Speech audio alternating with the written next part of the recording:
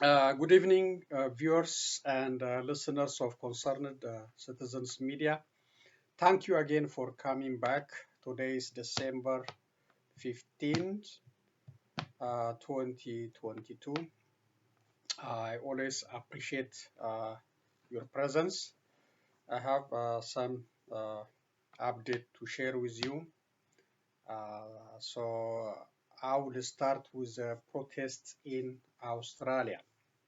The Oromo community in diaspora in Australia uh, came out to denounce Prime Minister Abiy Ahmed, to denounce the regime, to denounce the Prosperity Party, just like the Oromo diaspora community in the last 2 days in Washington, D.C. So uh, protest is now expanding to different continents. Now we have uh, Australia, hopefully from different European countries in the next day or so. Canada also they need to come out, and these protests must continue until change comes into that country. So thank you again for coming back. Uh, the excuse me. So let's start with Australia. Then I will comment uh, on other issues. Just a test.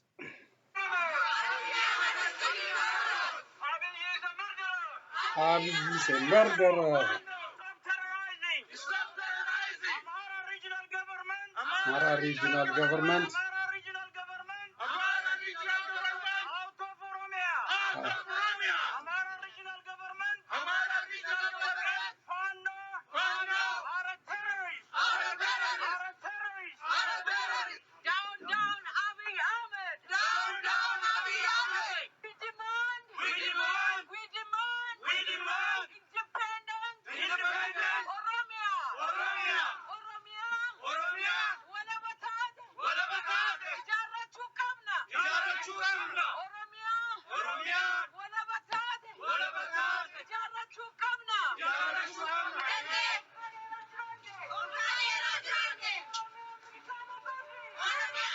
Okay, they are mixing Afan Oromo and English, so it's just translating in Afan Oromo independently.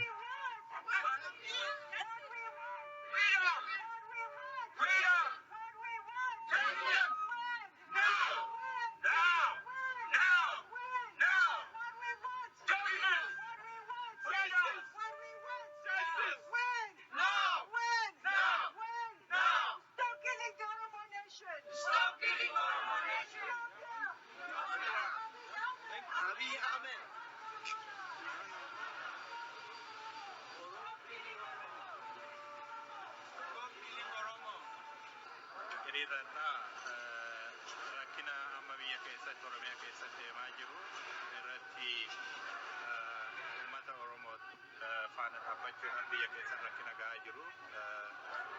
So they're just saying he's standing with Oromos back home in protesting against all the atrocities happening in the Oromia regions.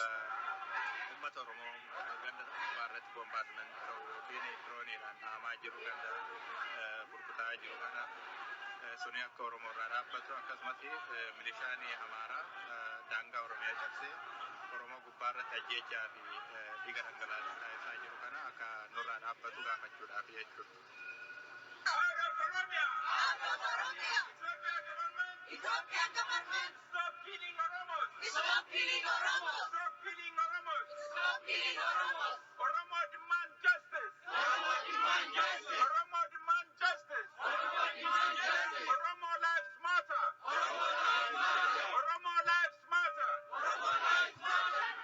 Galatoomii wanni nuti asitti argamnee fi Oromiyaa keessatti Abiy Ahmed faannoo milishaa Amaaraa sponsor godhee Oromiyaa keessatti walumaa gala Oromiyaa balleessuu waan deemuuf uummanni keenya biyya Awustiraaliyaa keessa magaalaa Meelboorni walitti qabamee hiriira guddaa gochaa jira. Hiriirri kun balaaleffannaa fi dhiibbaa mootummoonni addunyaa akka irratti geessisaniif jennee asitti walitti qabamne.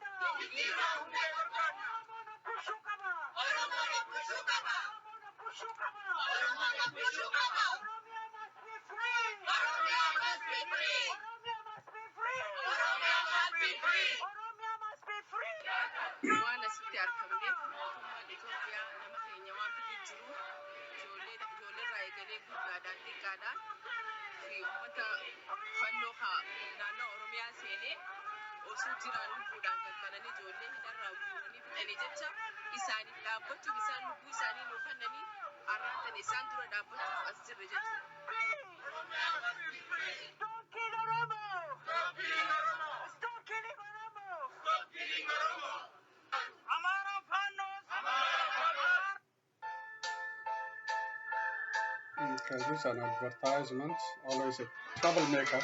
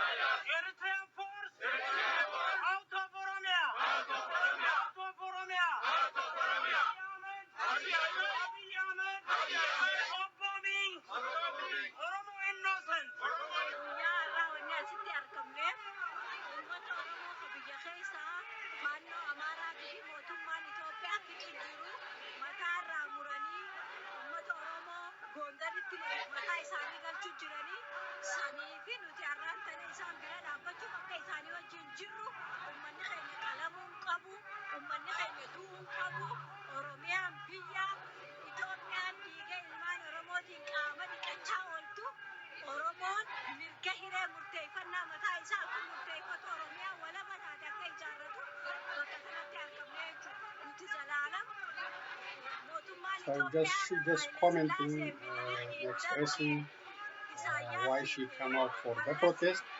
She's calling for independent Oromia. Oromia shall be free, and that she's against the Fano terrorist group forcing into Oromia, beheading and taking the beheading of Oromo here to Amara region. She's against that.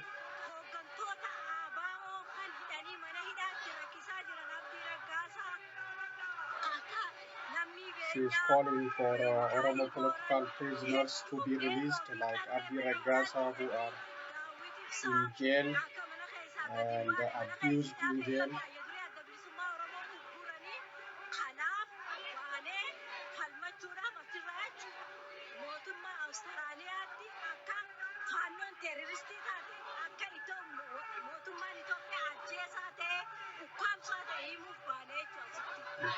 She's addressing the Australian government to know Fano and the American government are killing Oromos.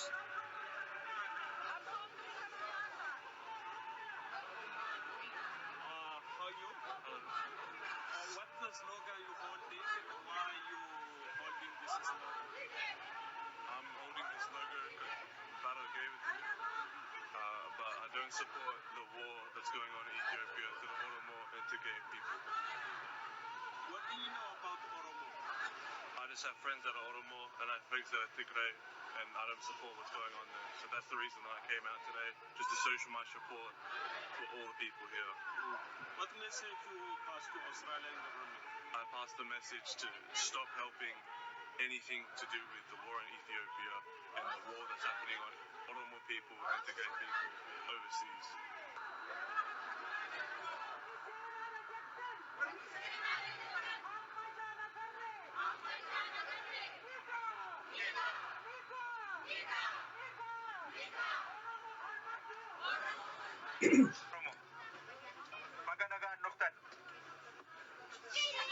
So that's a taste of Oromo diaspora community in Australia, Melbourne, standing for Oromo people, raising their voice for these voiceless people in Oromia suffering under Fano cross-border attack, Amara militia cross-border attack, and Ethiopian government drone attacks and other atrocities on Oromo civilians.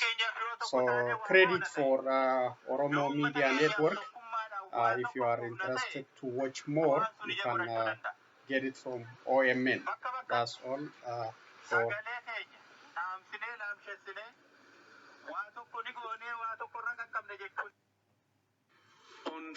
okay, and so that's WHO director talking about Eritrean killing of his family member and other atrocities they are carrying out in Tigray.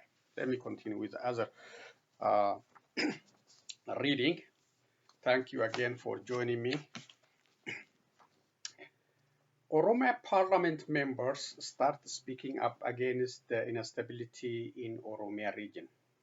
About 80 MEPs sent a letter containing 10 major points to Ethiopia's Speaker of the Parliament, Prime Minister's office, to the Oromia region and other offices. Their letter is requesting an end to the major factors currently impacting the peace, security, and the livelihood of Oromos and others living in Oromia region, especially in East and West Wallagga. Ending the ongoing conflict in Oromia through peace talks like Tigray region. This is one of their demands. Respecting Oromia's border demarcation, especially in East and West Wallagga, East Shoa Zone, North Shoa Zone, Bale Zone, and other areas. So they are calling for respect for the border. Fano and Amara militias have been holding several Oromia districts after they displaced thousands and thousands of Oromo farmers and others from these areas. So concerned citizens media appreciates Professor Buzuneh Degefa, representative from East Wallagga Zone, Jimma Arjo district, and the organizer and the representative of these 80 Oromo parliament members for waking up for the constituents who have been bleeding for several years, especially since Prime Minister Abiy Ahmed came to power in 2018. Professor Buzuneh also said his fellow MPs and himself are there in parliament to represent the interest of their voters, follow their conscience, and respect their constitution, the country's constitution, I mean. So, concerned citizens media says, keep up the fight. That is the right representation. Ending your silence is a paramount undertaking, even though it came after excessive and painful costs to the people you have been representing. So that is about my comment or concerned citizens media comment on those MEPs, 80 of them representing different Oromia zones, start speaking up on behalf of their constituents. Stop scare of Abiy Ahmed or Abiy Ahmed undercover operatives who are silencing the voice in Ethiopia. So that should be encouraged. they should be appreciated for speaking up for the people suffering. So that's, as I said, is a paramount action undertaking by these 80 individuals. They start speaking up for the victims. They have been silent for a long time.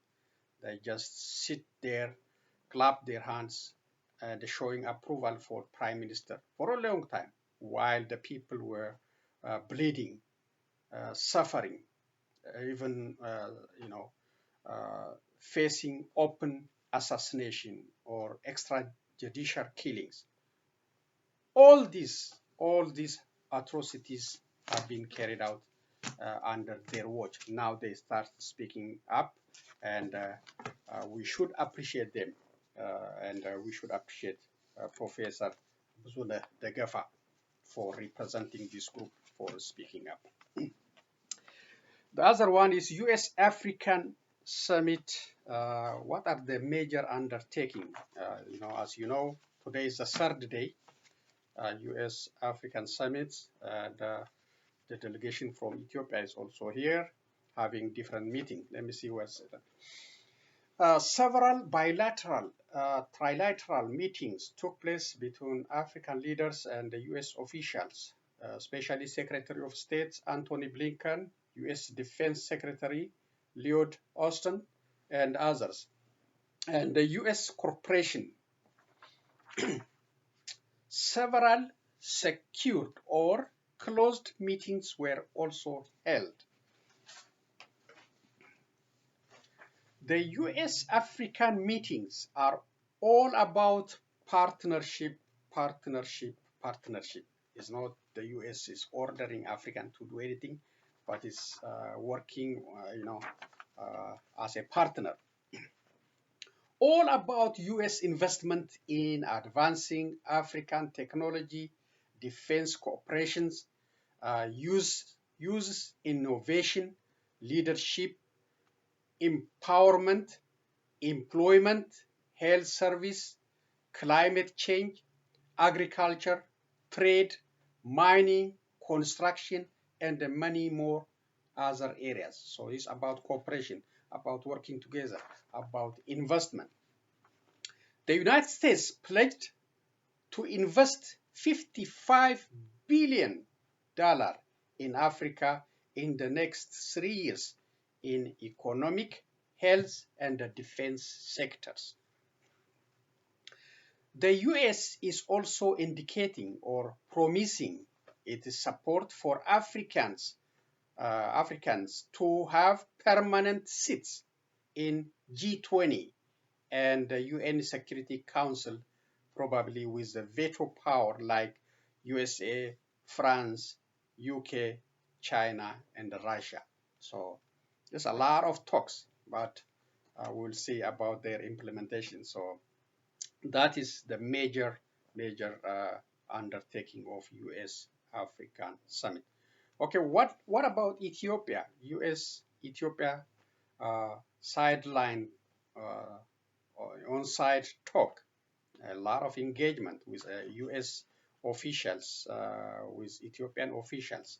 So the Ethiopian delegation led by Prime Minister Abiy Ahmed also has Dr. Gedeon Timotheus, Minister of Justice, Mr. Ridwan Hussein, Prime Minister Abiy Ahmed advisor, and these individuals are also peace talk delegation,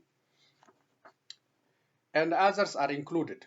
In these open and closed meetings, there are several major discussions. For example, U.S. Secretary of State Antony Blinken met with Prime Minister Abiy Ahmed and his team and stressed about Eritrean forces' immediate withdrawal from Tigray, Ethiopia, about allowing United Nations human rights investigators and observers into the war-impacted areas, increasing humanitarian aid and the basic services in Tigray region, issues related with disarmament and reintegration, and other topics were discussed with US and Ethiopian delegation. So today, as I said, is the third day of and a final day of US African Summit. And the protesters, as you might already see in different videos, we have different protesters: Oromo diaspora community, Tigray diaspora community, Amara and Amara supporters diaspora community.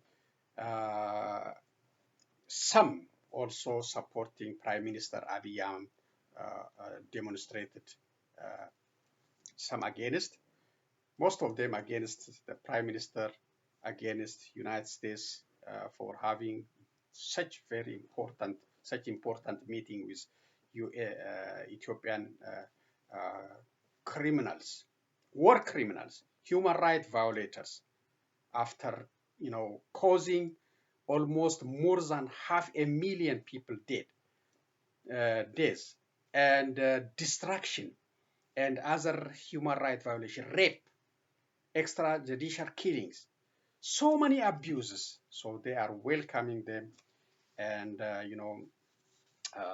enjoying them. So they are opposing. These protesters are opposing Biden's engagement with this group, and they are calling for justice, accountability for Ethiopia, and they are also calling on Prime Minister Abiy Ahmed to resign. He is unfit to lead. So these protesters have common enemy, but they do not have common objective. The common enemy is Prosperity Party, Abiy Ahmed, failed leadership in that country. That's a common enemy. And all these groups want, to remove the leadership and open up for transitional government in that country. But they do not have common objective for Ethiopia in the future. Oromos looking for, ending Fano and Amara militia attacks in Oromia. But the Amaras and Amara supporters are glorifying Fano actions and supporting Fano and the Amara militias. So that is the situation. That is the issue. And some people supporting Prosperity Party, but disturbed today. Tried, an attempt by anti-Abiy protesters to attack this group. But this is a free country. Everybody has a right to express. So I don't know why they went there, calling them, these are genociders, these are supporting the bloodshed in Ethiopia, and they try to fight them. Everybody should express his right. This is a democracy. Even though we don't like their support for the prime minister, they should have a right to express. So that's the situation. We have different opinion, different objectives. We cannot come together, and this is a problem for us, and it's a problem for all other countries watching us. Are they? These all of them are Ethiopians? Why they are coming? Why they don't come together? Why? Some are, okay, some are supporting him, but 3 or 2 groups against him, different flag, different slogans. So that's a problem, even a problem for US to deal with. We want to, if possible, try to just come up with some common ground, so we can, we can have force against, we can have pressure against those who are supporting Prime Minister Abiy Ahmed and the Prime Minister himself and the Prosperity Party. So that's the negative side I see in these protesters, and I hope we have we have, I hope we have a common objective, just like a common enemy. We have a common enemy. We don't like Abiy Ahmed. We don't like Prosperity Party, and we don't like the atrocities happening in Ethiopia. But we do not have common objective. So that is my taking. Let's see what's the U.S. Secretary Blinken meeting with Ethiopia Prime Minister Ahmed. This is the readout they made. So this is a readout of Prime Minister Abiy Ahmed and Secretary Anthony Blinken. Credit for U.S. State Department. Secretary of State Anthony J. Blinken met with Ethiopian Prime Minister Abiy Ahmed yesterday to welcome progress made on the implementation of the November 2nd cessation of hostilities agreement, which is key to bringing lasting peace to northern Ethiopia. Secretary Blinken commended steps taken by the Prime Minister, by the Ethiopian government to improve humanitarian access and begin restoration of essential services. The Secretary urged accelerated implementation of the agreement and access to the conflict areas by the international human rights monitors. Secretary Blinken and the Prime Minister also discussed the urgent need for all Eritrean forces to leave Ethiopia, which is to happen concurrently with disarmament of Tigrayan combatants. The United States remains committed to supporting the African Union-led peace process, including the AU monitoring and verification mechanisms.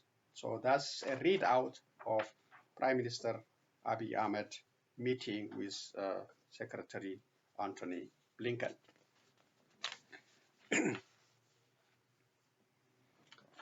So this is another one about World Bank providing money for Ethiopia and also emphasizing on ending. World Bank emphasized importance of ending Ethiopia's internal conflict, full implementation of peace agreement, board approved 745 million grants. Money is flowing now. UK last time, and this is World Bank. Maybe US is also ready to do something. The door is open, and these countries and these international institutions, I hope they will be careful pouring money into Abiy Ahmed's hands, because he might use to buy drones or other military hardwares to kill Ethiopians. So the opening of the door is okay to help war-impacted regions and the citizens. We are okay. Concerned citizens media is okay. Pouring money to open schools, health centers, help the people. That is fine. But please be careful not to give more money to buy drones. Let me read what it says.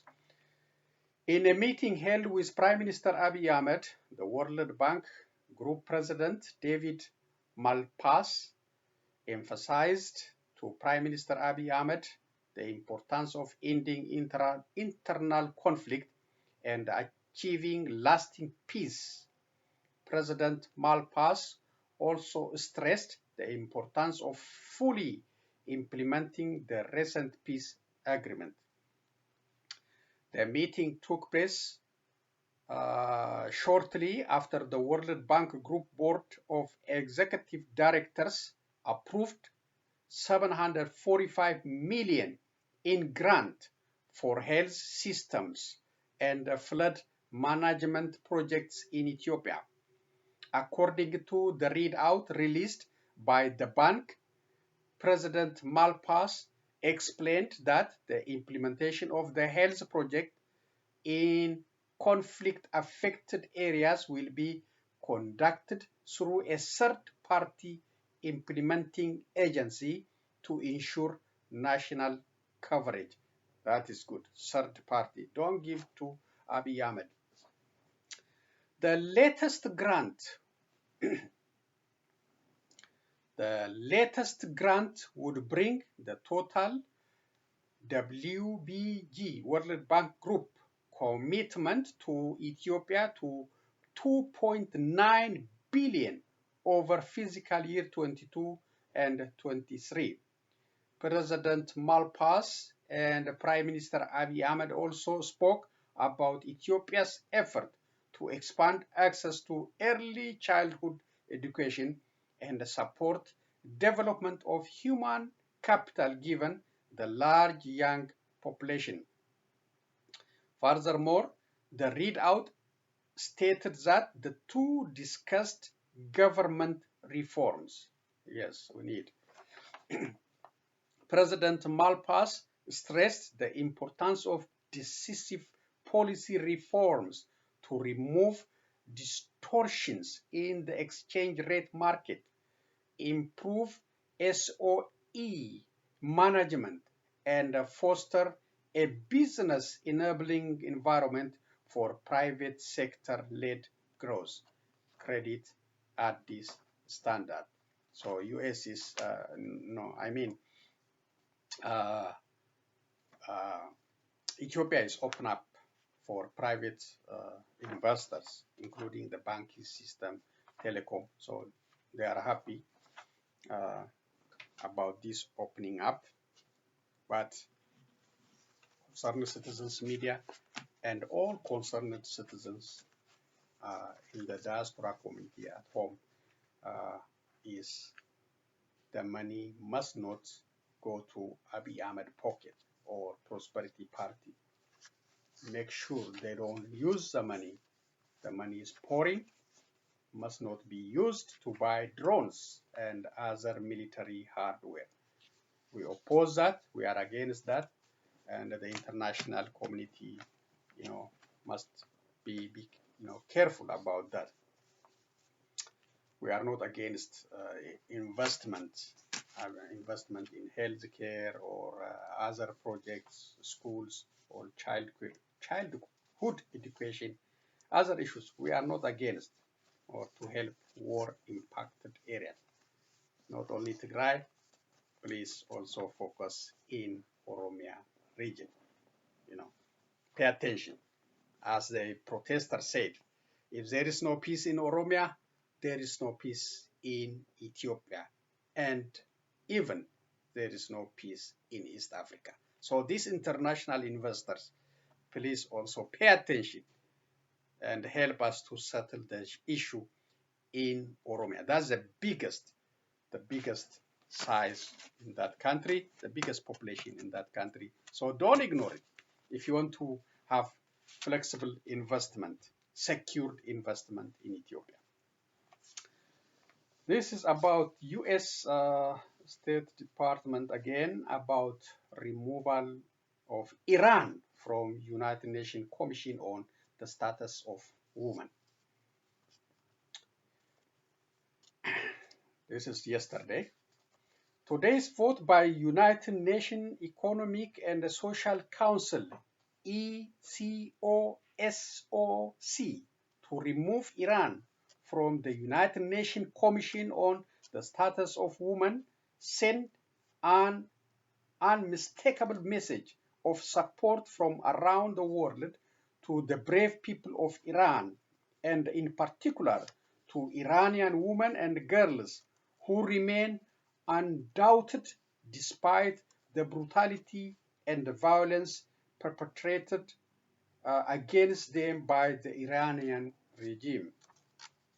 The protests across Iran, triggered by the tragic death of Mahsa Amini while in the custody of the so-called morality police, reveal an Iranian population craving the universal human rights to which every person worldwide is entitled.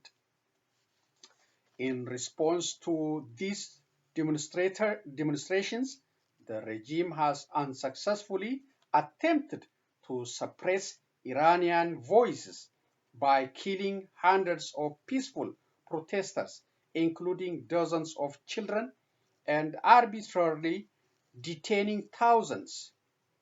Iranian courts have issued harsh sentences to protesters, including the death penalty following sham trials. The United States is proud to have worked with ECOSOC partners to remove Iran from the Commission on the Status of Women, a body whose values and mission the regime makes a mockery of. The United States reiterates our unwavering support for the people of Iran. So maybe that's a very important United Nations Commission on Women Status. So Iran is opposed to that removal, but it's already happened. She's voted out, and it's disappointing on the Iranian part to use death penalty against protesters. That should be condemned internationally. All humanity should condemn killing individuals for expressing their opposition against the regime. That is brutal, and that should be condemned by all humanity. That's too far. That's too far, and is giving other countries a bad method of crashing down protesters. Okay, that's the reading I have for today. And the Ethiopian government, after protesters came out in Oromia, students and the youngsters, they demonstrated. Then the government used security forces, federal police, to crack down on these students. And many arrested just from Ambo University, from main campus, and from Hachalu Hundessa campus. More than 100 students, 100 university students already detained. And we don't know how many more in other universities. And many students are also afraid to go back to the university. That's it's a blow in educating the young generation. So that's a criminal act. Is impacting younger generation, and this government must stop attacking students and must allow to come back to school. They expressed their frustration.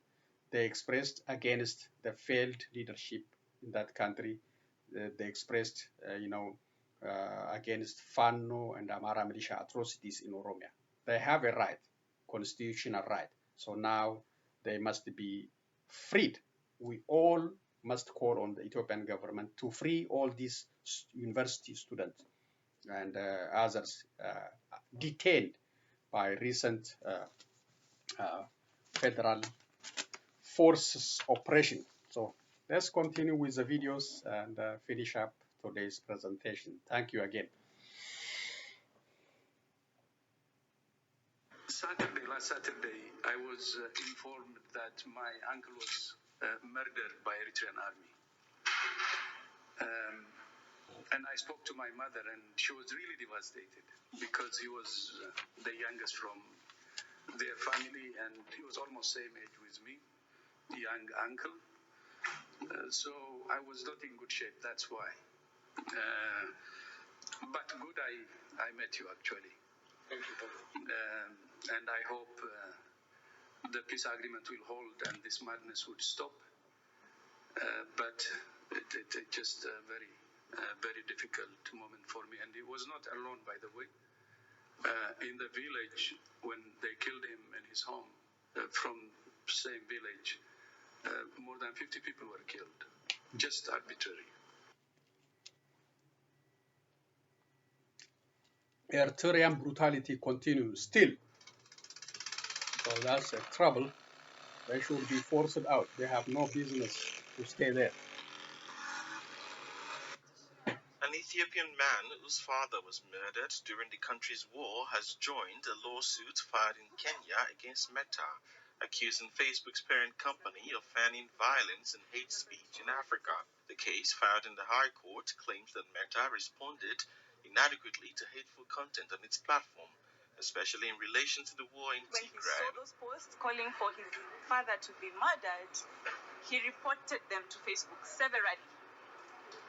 And not only did Facebook take over a month to get back to him, when they finally did, they said, yes, this post violates the Facebook community standards and we're going to take them down.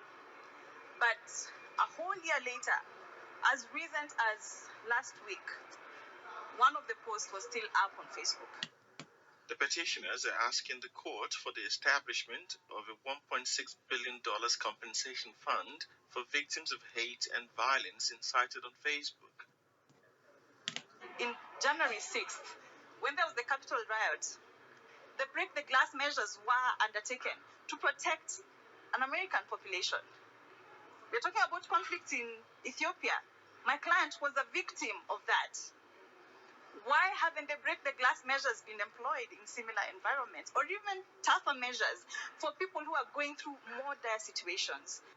The lawsuit was also filed by Katiba Institute, a Kenyan rights group which is seeking changes to Facebook's algorithm, which they claim promotes and spreads hate speech.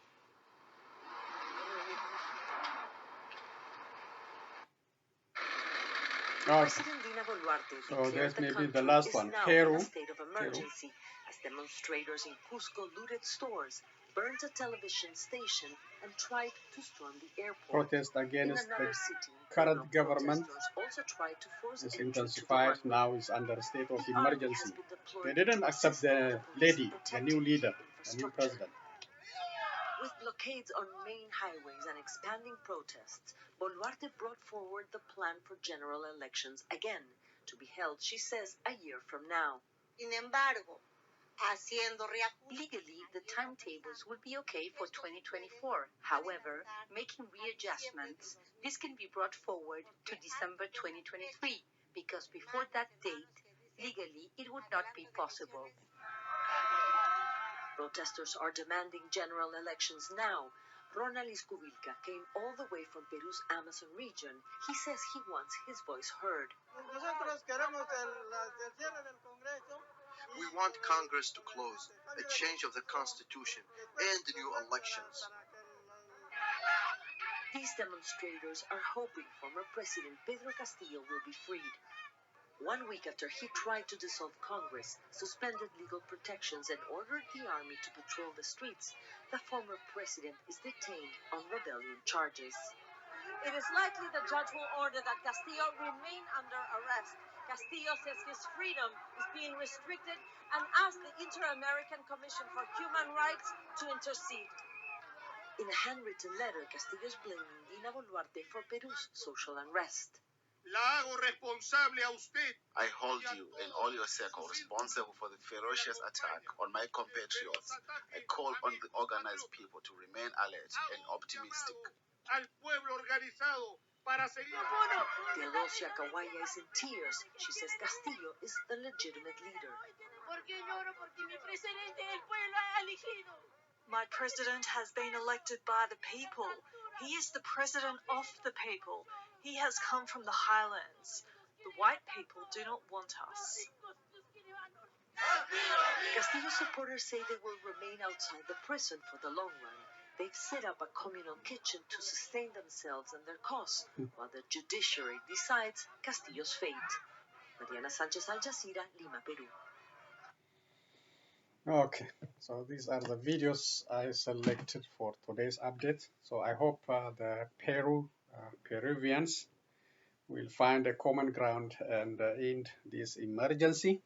That's a tough one, and the government should listen to them in finding that common ground. On Facebook or Meta lawsuit, uh, uh, I heard about that professor in Amara region. He was, I forgot his name, I don't know his name, but he was a lecturer and also, you know, is a professor who contributed in establishing a laboratory in Bahar Dar University. He led that laboratory. He worked hard day and night to develop that laboratory for the university, and he authored so many books for students. But what he got, uh, assassination. The Amara militia, Amara Fano, Amara Regional Authority, they killed him. They killed him just because he is from Tigray. He didn't participate in any military operation or any uh, sharing of sensitive secret. Just like other Tigrayans in Addis Ababa and other regions, he was assassinated, attacked by brutal murderers in Amara region. I didn't know Amaras are such haters. They are very tough to live with them in that country. If they are assassinated, a lifetime committed professor who has been in the society for a long time. He raised his children there. He taught that community, served that community, but killed him mercilessly, brutally. So it's disappointing, makes you angry when citizens turn against each other just based on the blood, especially those citizens who contributed for the community a great deal and for the education and for scientific research for the Bahar Dar community and the university. The Bahar Dar University silent was, unacceptable, unacceptable. They sided with the government against this professor. So that's a very bad one, and it's disappointing to hear that. And I hope these lawsuits, will be successful, to make those social media accountable. So the other thing is I want to say Morocco losing for France, make us angry. We were happy with achievement to semi-final, but defeated by France 2-0. That makes me angry, and we just pray for them for their Saturday game with Croatia for third and fourth place. So it's a game. It's a game, but we are disappointed for only one African team left in the competition. So this World Cup Qatar 22 is coming to an end this Sunday between Argentina and France. Please enjoy it, and I wish a better achievement for Morocco on Saturday's game against Croatia. At least if the team comes third, we'll be happy. So on the on a protest, Oromos everywhere. Those who are opposing Abiy Ahmed, they should galvanize. They should come together, try to speak with one voice for better government, better system, ending the killing, ending the Amara militia, cross-border atrocities, and all these brutal activities, recording of dead bodies. This must be accounted for. I hope Abiy Ahmed, maybe his Justice Minister, Dr. Timotheus, Gideon Timotheus, everything is happening under his watch. We have the video. Please bring these people into justice. The video is there on social media. You can see the people, the face of these attackers, Fano militias. Bring them to justice. That will bring accountability in that country and make others to scare of doing the same thing again. They cannot burn human body again. They cannot chop human neck or human head again. If you bring those into justice and the protesters continue, please come out in different parts of European countries. Don't be tired. Don't be tired. As I say, this cannot be the one-day protest cannot bring change in that country, cannot bring pressure on Abiy Ahmed or Prosperity Party or on those who are supporting Abiy Ahmed. I didn't hear about slogans expressing our disappointment, disapproval against those who are supplying drones and other military hardware for Abiy Ahmed. Maybe Turkey, maybe China, maybe Iran. I never heard. That should be in our slogans, and the protest must continue, and Oromos everywhere do it, please, and do other fundraising, other campaigns, and emailing and talking to your representatives. Do all activities. So that's all I have for today. Thank you for joining me and enjoy your weekend. So long, everyone.